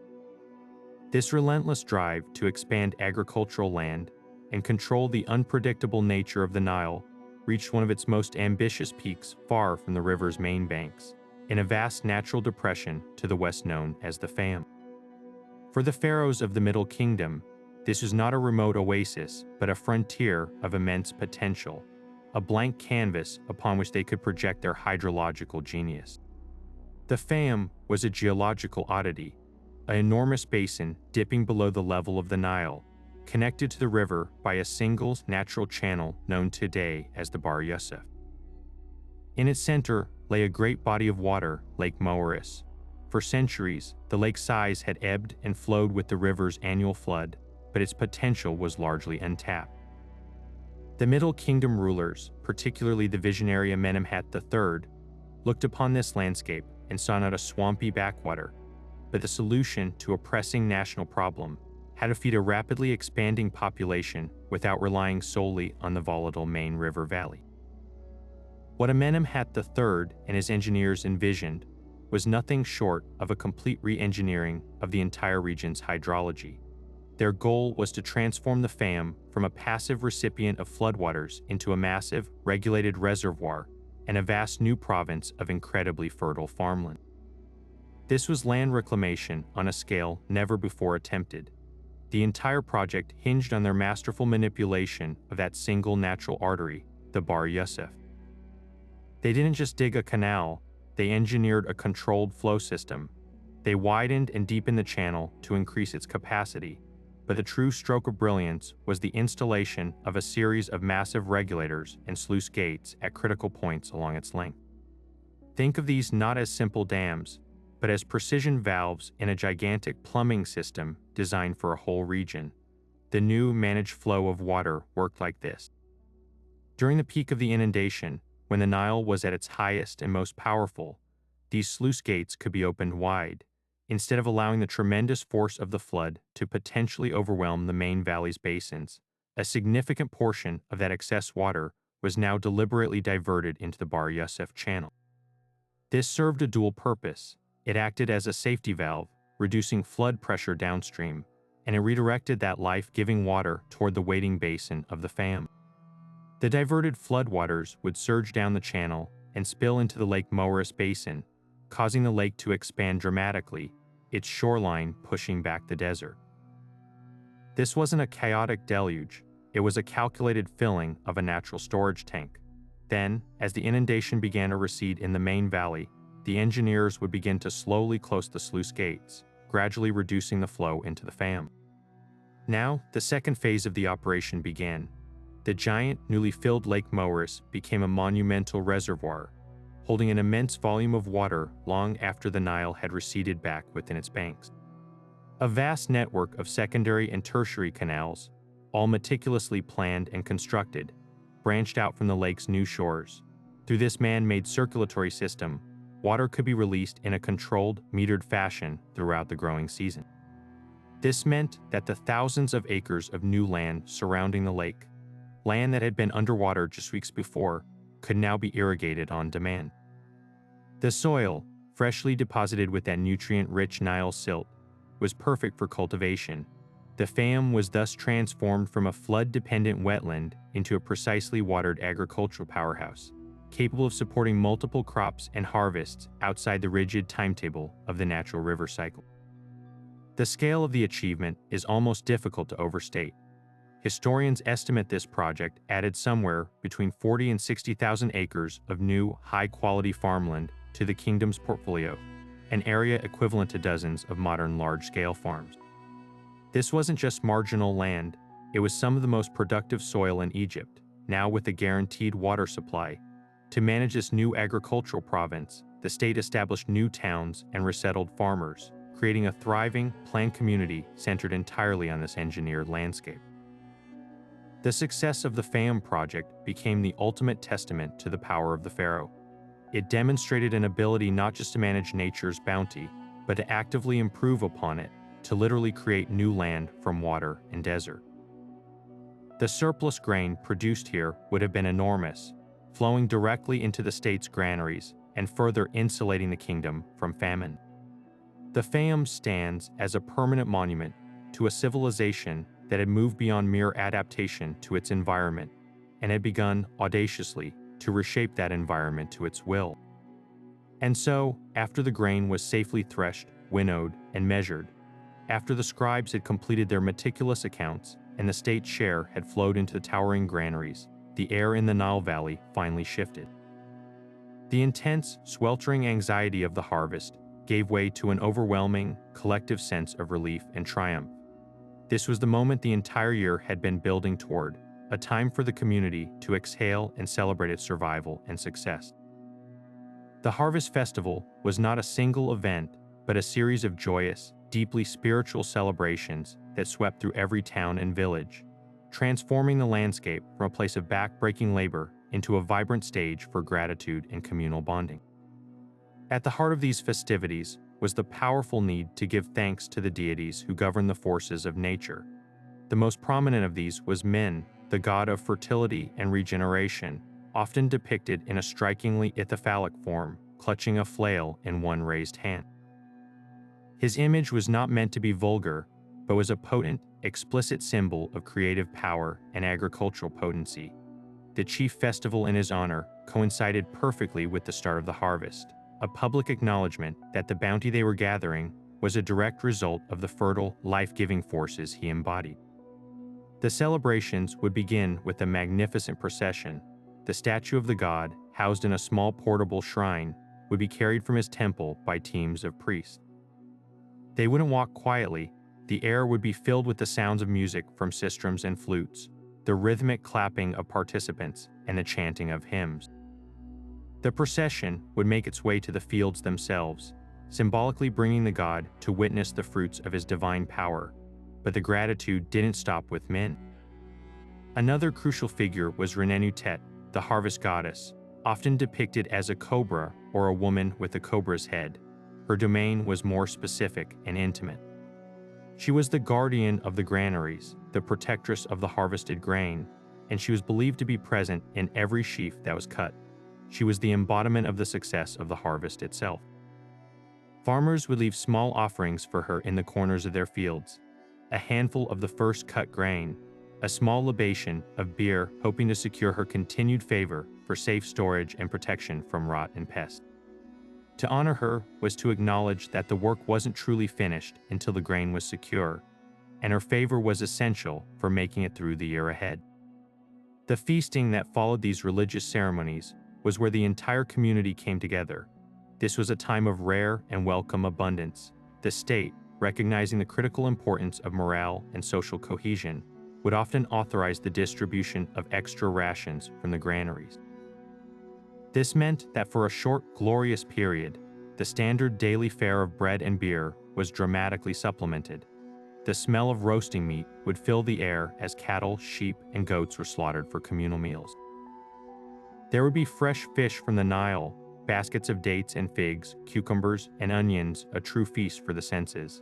This was not just about filling bellies, it was a powerful social leveler. The landowner, who oversaw vast estates, would break bread alongside the laborers who worked his fields. The scribe who calculated the taxes would share a beer with the farmer who grew the grain. In this shared celebration of a successful harvest, the rigid hierarchies of everyday life softened, reinforced by the universal understanding that everyone, from the highest official to the most humble field hand, was ultimately dependent on the same black soil and the same life-giving river. These festivals served a purpose far deeper than mere merrymaking. They were a vital psychological release valve after months of intense pressure, a way to reaffirm social contracts, and a powerful reinforcement of the cultural and spiritual beliefs that held a society together. By feasting together, they strengthened the bonds of community that were essential for surviving the next cycle of flood, planting, and harvest. By giving thanks to the gods, they reinforced the idea that their efforts alone were not enough, that their prosperity was a partnership with the divine, a covenant that required continued piety and respect. The harvest festival was the sweet, joyous reward at the end of a long and arduous journey, a vivid reminder of why they endured the heat and the toil, and a communal promise to do it all over again when the river's waters next began to rise. And so the colossal effort of the harvest, of cutting and gathering the golden sheaves, was only the beginning. The true transformation, the alchemy that would turn stalks of grain into the very substance of life, was still to come. This next stage was a symphony of coordinated labor, a dusty, noisy, and vital process that unfolded on the threshing floor, a flat, circular area of hard-packed earth that became the bustling factory of every Egyptian village. Here, the raw material of the fields would be broken down, purified, and made ready to feed the nation. The first act in this ancient industrial process was threshing, a task that harnessed the raw power of animals to do the work of 100 men. The gathered sheaves of emmer wheat and barley were untied and spread in a thick, even layer across the floor. Then, the most valuable assets on the farm were led in teams of oxen, or sometimes donkeys or goats. Drivers would guide these animals, often yoked together, to walk in a continuous, tight circle over the spread-out grain. The rhythmic, trampling sound of their hooves was the percussion of production, a steady beat that could last for hours. Their sharp, hard feet acted as natural flails, expertly crushing the brittle stalks and breaking the precious grain heads free from the inedible straw that housed them. This method was brutally effective, a perfect example of leveraging animal labor to achieve on a massive scale what human muscles alone could never accomplish in time. The air would fill with a fine, golden dust and the gentle, crushing sound of success, as the animals, unaware of their crucial role, patiently walked their endless circuit, their mundane steps unlocking the food that would sustain an empire. Once the stalks were thoroughly crushed and broken, the mixture on the threshing floor was a chaotic jumble of valuable grain, sharp husks called glooms, shattered straw, and dirt. Separating the edible from the inedible required not force, but finesse, in a beautiful and elegant process known as winnowing. This was a task that relied on the simplest and most readily available tool of all, the win. Workers, often women and children, would step onto the floor armed with wide, shallow baskets or broad wooden forks. They would scoop up armfuls of the crushed mixture and with a practiced upward toss, throw it all into the air. Physics and nature would then take over. The evening breeze, so common on the Nile, would catch the lighter materials, the feathery chaff, the dusty straw, and the tiny hairs from the grain, and carry them away in a swirling cloud. The heavier, dense kernels of grain, now clean and free of their casings, would fall straight back down in a concentrated pile at the winnower's feet. It was a mesmerizing dance, a constant rhythmic tossing and catching that gradually purified the harvest, leaving behind a growing mound of golden or dark brown grain ready for its final transformation. This was a moment of pure, satisfying magic, turning a disordered mess into organized abundance right before their eyes. But even this clean, winnowed grain was not yet food. The final, most grueling step in the journey from field to table was the production of flour, a task that fell almost exclusively to the women of the household and was a daily demonstration of endurance. The tool for this was the saddle quern, a deceptively simple device that was the source of immense daily labor. It consisted of two parts, a large, slightly concave stone slab that sat on the ground, the quern itself, and a smaller handheld cobble called a handstone or rubber. The woman would kneel before the quern, place a small pile of grain on the slab, and then grasp the handstone with both hands. Using the full strength of her arms and core, she would push and pull the stone back and forth across the grain, grinding it against the coarse surface of the quern below. It was a slow, painful, and incredibly inefficient process. The resulting flour was coarse, gritty, and filled with fine stone particles from the constant abrasion of the grinding stones. This unavoidable grit wore down teeth to the pulp, a common affliction seen in the remains of ancient Egyptians. To produce enough flour for a family's daily bread could require hours of this back-breaking work every single day, a relentless and essential chore that truly made the bread earned with the sweat of one's brow. This laboriously produced flour was then rushed to the bakery or prepared at home to begin its metamorphosis into bread. Egyptian bakers were masters of their craft, creating dozens of varieties, from simple, flat discs to leavened, rounded loaves. The flour was mixed with water and sometimes a fermented starter, then kneaded in large jars. The most common baking method involved placing the shaped dough into conical clay pots that were preheated in a fire. These pots were then broken away once the bread was cooked, leaving behind a distinctive loaf. Other bread was baked on flat stones over a fire or in dedicated mud brick ovens. The result was the absolute cornerstone of the Egyptian diet, consumed by pharaoh and peasant alike at every meal. It was often sweetened with honey or dates, flavored with spices like coriander, or enriched with butter and eggs for the wealthy. This bread, the final product of the long journey from harvest to hearth, was more than just sustenance. It was the physical manifestation of the entire agricultural cycle, a dense, gritty, and life-giving testament to the river's gift and the unending labor required to transform a humble seed into the stuff of civilization itself. This river of golden grain, once threshed and winnowed, did not simply feed people directly. It flowed into a new and bustling sector of the economy, giving rise to specialized artisans who performed a kind of daily alchemy. The most vital of these trades were the brewers and the bakers, whose workshops became the engines of caloric conversion, transforming raw barley and emmer wheat into the two most fundamental staples of the Egyptian diet, beer and bread.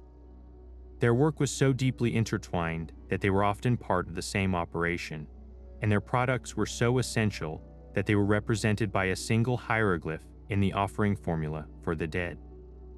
This wasn't just cooking, it was large-scale, state-supported food science that turned the agricultural surplus into the fuel that powered the civilization's workforce. Inside a typical brewery, the air would have been thick with a sweet, earthy, and slightly sour aroma, a testament to the fascinatingly complex process underway.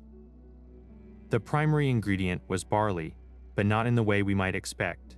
The brewer's first step was to encourage a portion of the barley grains to germinate, creating what is known as malt. This malting process activated enzymes within the grain that were crucial for breaking down starches into fermentable sugars. This malted barley was then lightly ground and mixed with water in large clay vats to create a mash, which is gently heated to allow those enzymes to work their magic. But the true genius of the Egyptian method lay in the next ingredient. Rather than using pure malt, brewers would take uncooked, ground barley and wheat and bake it into a dense, dark, yeasty bread. This bread wasn't meant for eating, it was the flavor and fermentation engine of the entire operation. They would crumble this specially made beer bread into the mash, adding a massive influx of wild yeast and charred caramelized flavors. The mixture was then left to ferment for several days in large open-top jars sunk into the ground to keep cool. There was no boiling involved, as you see in modern beer making, which meant the final product was unfiltered and alive. The result was a thick, porridge-like substance that was low in alcohol, likely around 3%, but incredibly high in nutritional value.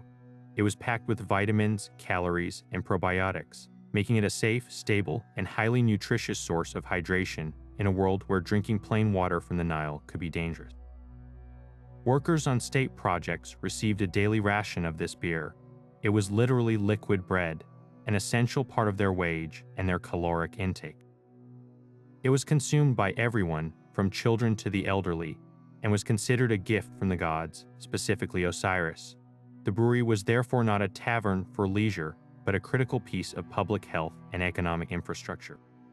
Right next door, or often in the very same complex, the bakers were performing their own brand of magic.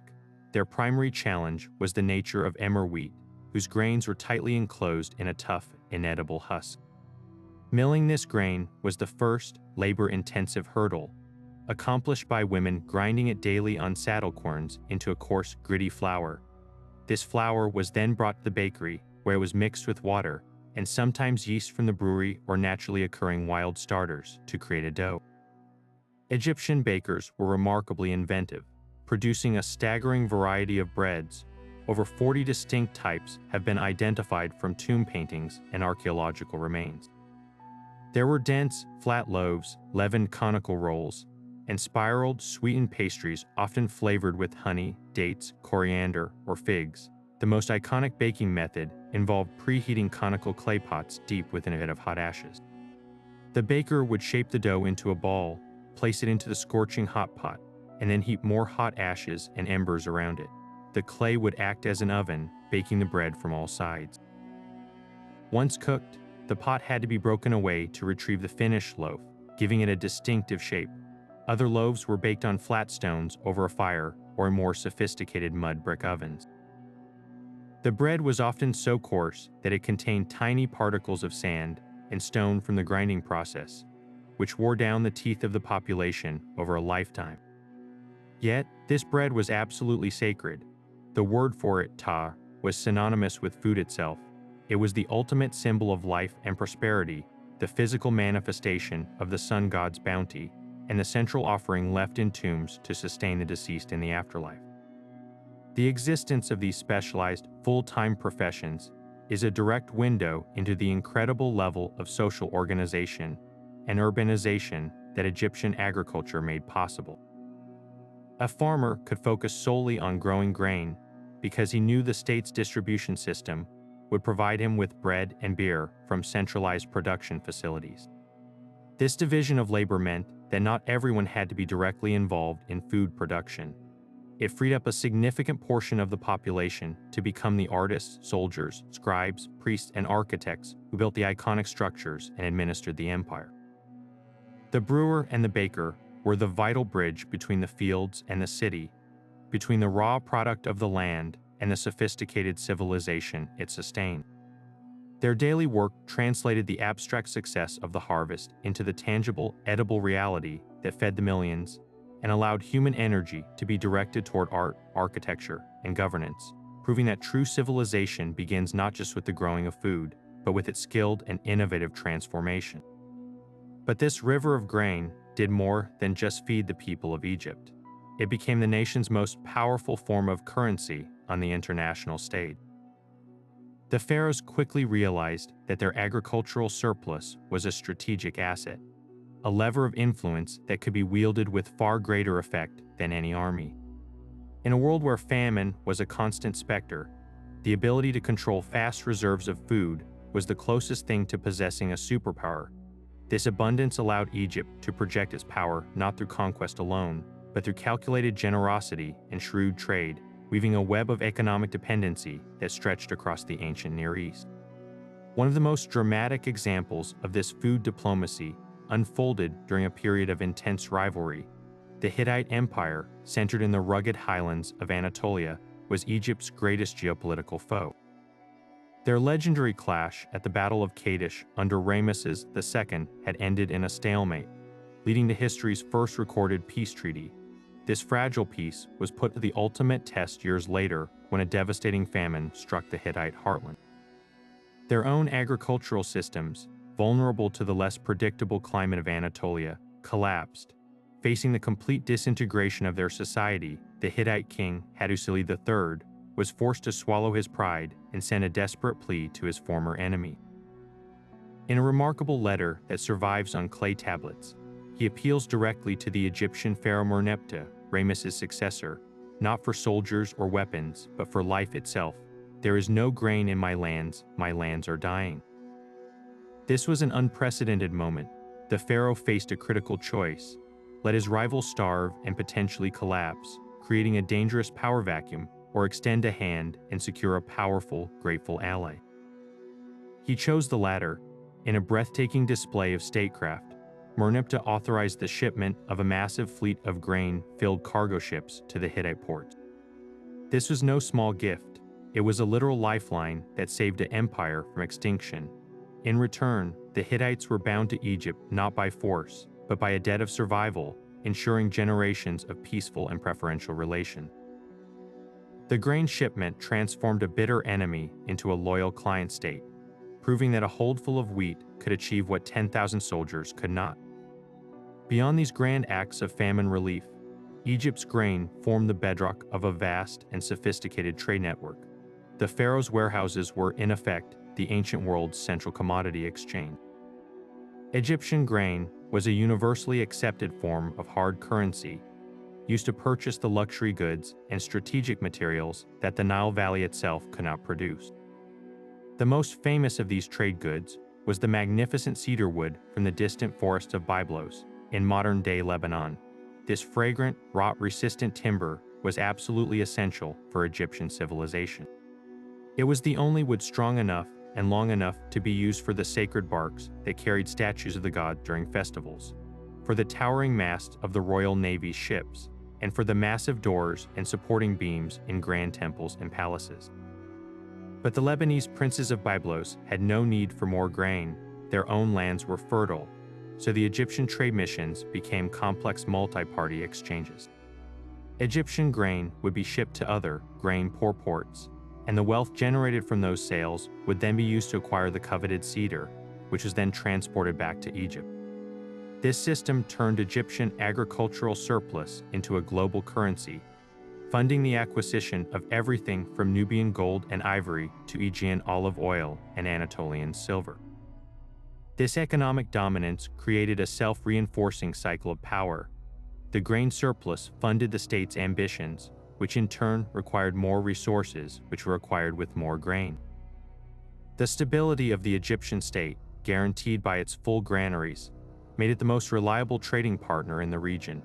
Merchants and diplomats from Crete, Mesopotamia, and the Levant all knew that a deal struck with the Egyptian court would be honored, and payment in the form of high-quality, measurable grain was guaranteed. This reputation for reliability attracted even more trade, further enriching the kingdom and insulating it from the shocks that crippled its neighbors. The pharaohs understood that this economic influence was a form of soft power that built a protective buffer of friendly states around their borders. By making neighboring kingdoms economically dependent on Egyptian food shipments, they ensured those states had a vested interest in Egypt's continued stability and prosperity.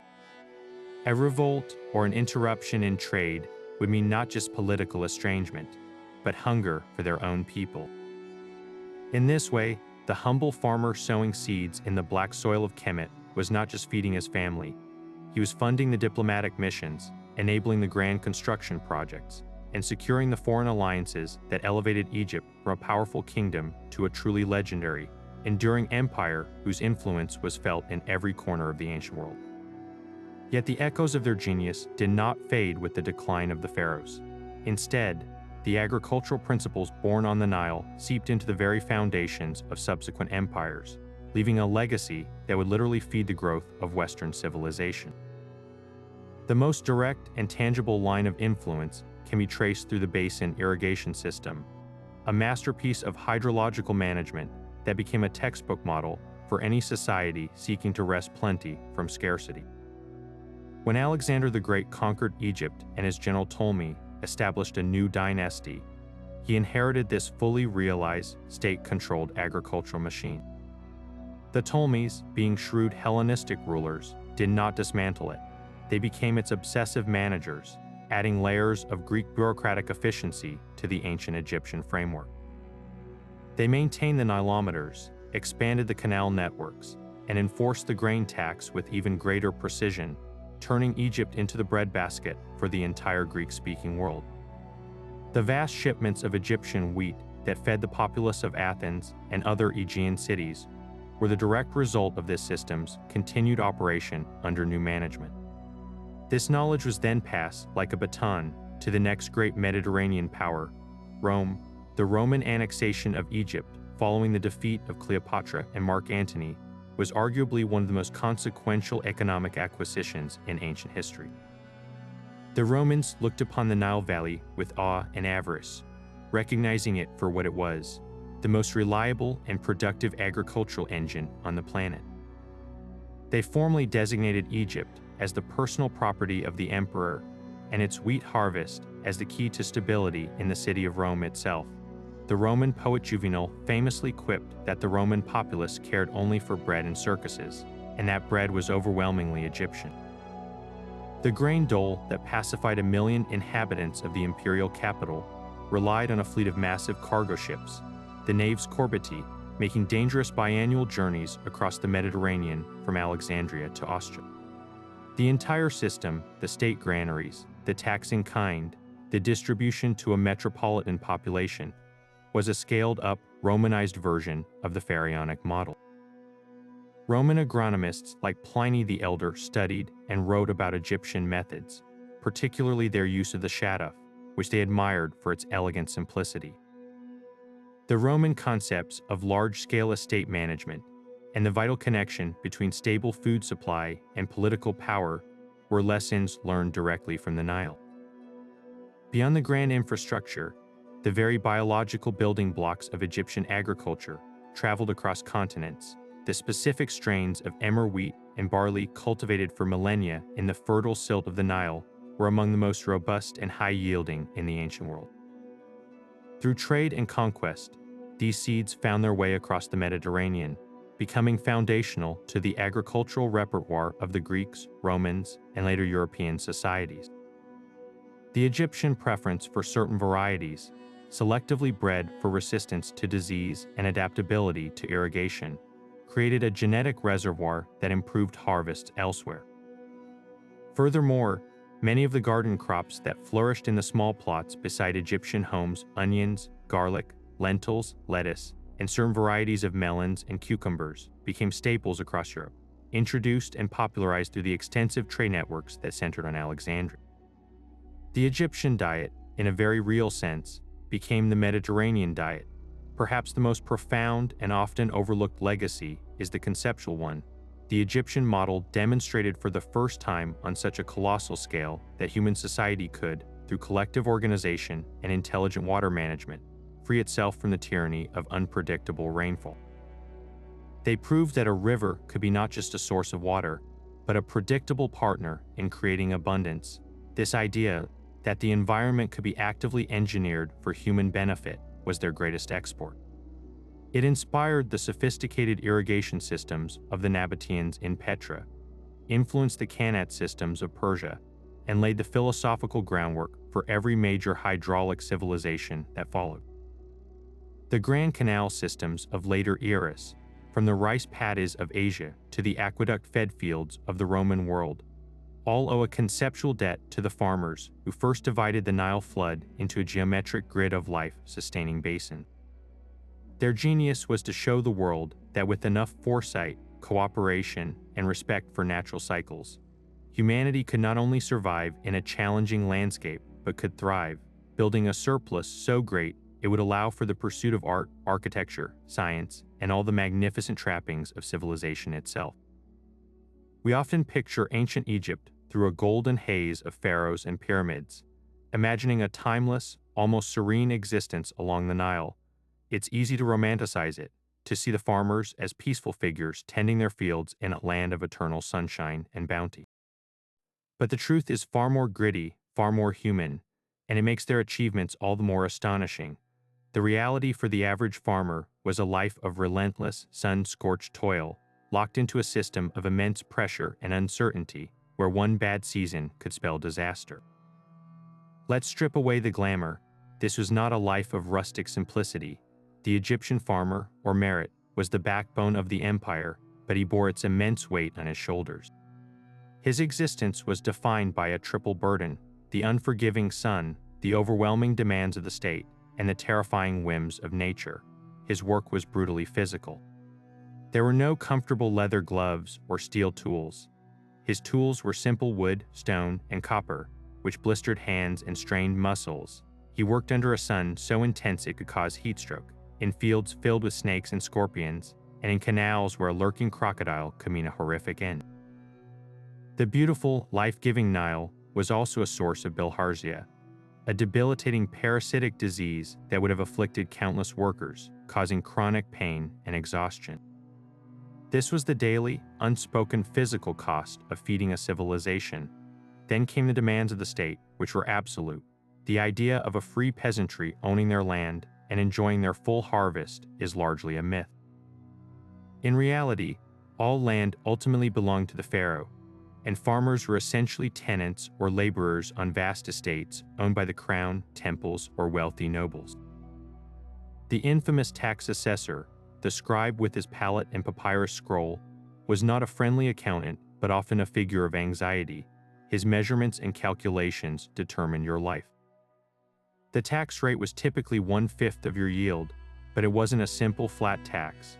It was assessed based on the land's quality and the height of the flood, meaning a bad year on poor land could still result in a crippling tax bill. Falling short could mean brutal punishments, the confiscation of your few belongings, or even forced servitude for your family. Your surplus wasn't truly your own. It was a buffer against the state's relentless claim. Perhaps the most disruptive demand was the system of corvée labor. This was a form of tax paid not in grain, but in physical labor, for weeks or even months each year, especially during the inundation when their own fields were underwater. Farmers could be conscripted by the state. You would be taken from your family and village, given basic rations, and put to work on massive public projects. This wasn't always building pyramids. Letter often meant maintaining the very infrastructure that sustained you, dredging canals, reinforcing dikes, repairing roads, or quarrying stone. It was back-breaking, dangerous work with little reward beyond the minimal sustenance provided. While this system built Egypt's wonders, it came at a profound personal cost to the individual farmer, tearing him away from his own plot at critical times and adding a layer of state-imposed hardship to an already difficult life. And overshadowing everything was the paralyzing uncertainty of the Nile itself. For all their meticulous prediction with Nilometers, they could never truly control it. The difference between a 16-cubit flood and an 18-cubit flood was the difference between abundance and annihilation. A flood that was too low, a Nile of deficiency, meant cracked, parched earth, stunted crops, and the grim specter of famine. You would watch your plants wither and die, knowing your tax obligation remained and your family's food stores were dwindling, but a flood that was too high was arguably worse. A Nile of violence could smash through the carefully maintained dikes and basin walls you had spent months repairing, washing away entire villages, drowning livestock, and destroying the very infrastructure that made life possible. After such a flood, the land would be waterlogged for too long, drowning the seeds and ruining the planting season. Every year, the entire population held its collective breath, waiting to see if the river would bring life or death. Theirs was a faith hard-won from fear. Understanding this harsh reality doesn't diminish the Egyptian achievement. It magnifies it to an almost unbelievable degree. These were not mythical figures blessed by the gods with an easy life. They were human beings, much like us, facing immense physical and psychological pressures. They experienced anxiety, exhaustion, and the fear of not providing for their families. They endured a system that took much of what they produced and often their very labor. And yet, despite it all, the scorching heat, the state's heavy hand, the river's terrifying power, they persevered. They showed up season after season, generation after generation, to do the work.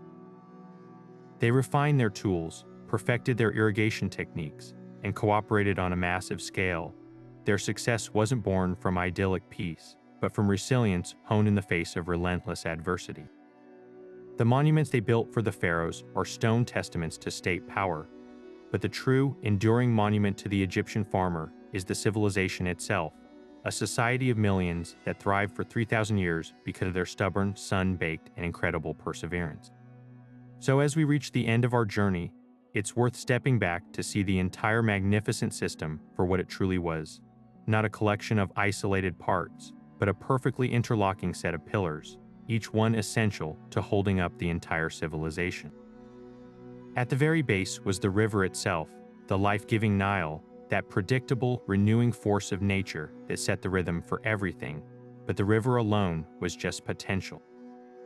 The second pillar was the human ingenuity that harnessed it, the brilliant, simple technologies of the basin irrigation network and the shaduf, which transformed that annual flood from a passive event into a managed resource, literally sculpting the landscape to human will.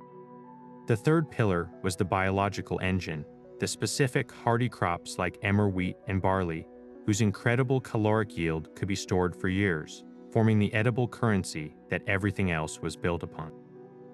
But even these three, the river, the irrigation, and the grain, would have been insufficient without the fourth pillar, the state. The pharaoh's centralized administration, run by its army of scribes, was the organizing mind of the entire operation. Through the Nilometers, they predicted the flood. Through the land censuses and tax assessments, they measured the yield, and through the vast state granaries, they stored the surplus, creating a national insurance policy against famine and a centralized bank from which to pay workers and fund ambition. This command economy turned agriculture into a predictable, governable engine of power. The fifth and final pillar was the immense, relentless human labor, the millions of farmers, basket weavers, tool makers, and their animal partners who season after grueling season performed the back-breaking work that translated the river's gift into tangible wealth. This was not a workforce of slaves, but often of conscripted citizens fulfilling their duty, bound together by a shared understanding that their collective toil was the price of survival and prosperity. It was the seamless integration of these five pillars that created something miraculous, a system of such phenomenal efficiency and resilience that it could weather droughts, feed exploding populations, and generate a staggering surplus for thousands of years. This agricultural mastery was the true foundation for everything we find so awe-inspiring about ancient Egypt. The pyramids, the temples, the golden artifacts, these were not the cause of their greatness, but the result. They were the physical manifestation of that surplus grain. The wealth needed to quarry and move stone, to feed and clothe artisans, to support a priestly class and a standing army, all flowed directly from the black soil of the Nile Valley.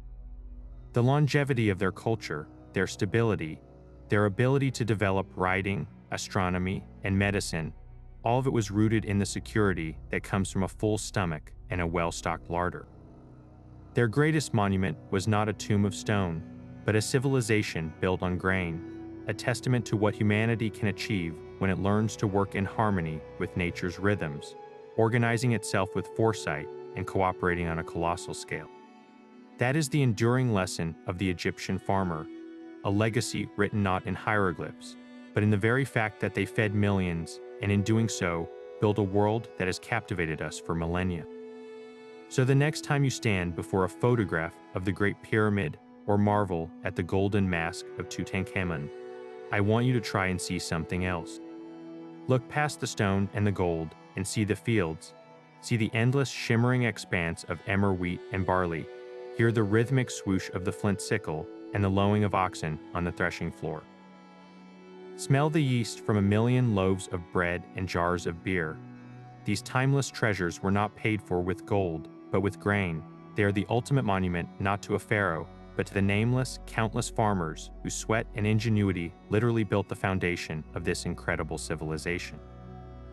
Their story is the real hidden hieroglyph waiting to be read in the landscape itself. Now, I'm incredibly curious what part of this ancient agricultural machine blew your mind the most. Was it the precise science of the Nilometers, the simple genius of the shaduf, or the way they saw the god Osiris in every sprouting seed? Let me know down in the comments. I read every single one. And if you enjoyed this deep dive into the hidden engines of history, be sure to subscribe and hit that bell. We're just getting started unraveling the everyday mysteries that made the ancient world tick.